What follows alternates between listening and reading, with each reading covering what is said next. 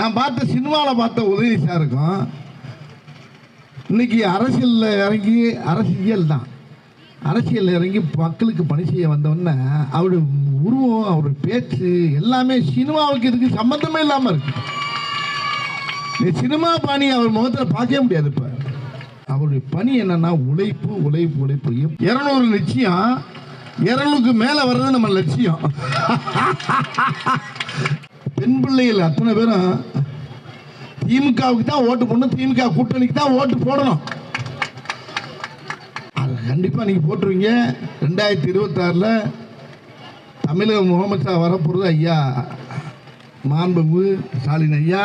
அவன் போடுற சண்டை பூரா நம்மளுக்கு சாதகமாக தான் இருக்கும். பூரா உடையுது, எல்லா பக்கமும் உடையுது, நொறுங்குது, எல்லாம் வைக்குது. இங்கே உடைக்க முடியாமல் அலையிறாங்க. அது நம்ம ஜெயிச்சுக்கிட்டா இருப்போம். இது உடைக்க முடியாது.